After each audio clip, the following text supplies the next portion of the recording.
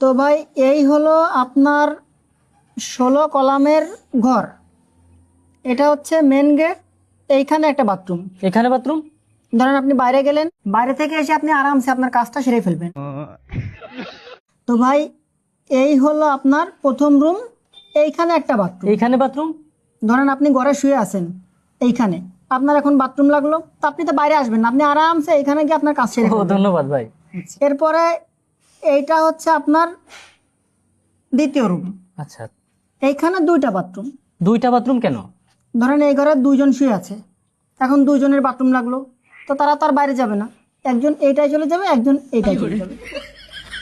ভাই এইটা হলো আপনাদের রান্নাঘর। এইখানে একটা বাথরুম। রান্নাঘরে কেন বাথরুম? ধরেন আপনার বউ রান্না করতেছে, তো তার এখন চাপ দিল, সে এইখানে আরামসে বাথরুম করে আবার সে তার রান্না বান্নার কাজ শেষ করবে।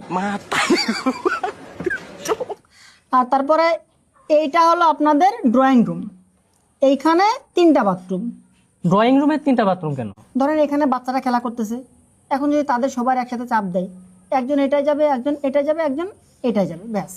वो अलग ही लेवल का बंदा था। তারপরে ভাই এইটা হচ্ছে আপনাদের গেস্ট রুম। এইখানে চারটা বাথরুম। গেস্ট রুমে চারটা বাথরুম?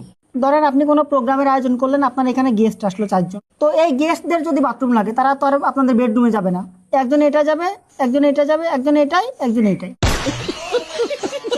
আর ভাই এই যে লম্বা লম্বি যেটা দেখছেন, এটা হচ্ছে আপনাদের বারান্দা। বারান্দায় তো ভাই বেশ কিছু সোফা টোফা দিতে হবে। না, বারান্দায় প্রতি 2 পা অন্তর অন্তর এক একটা বাথরুম।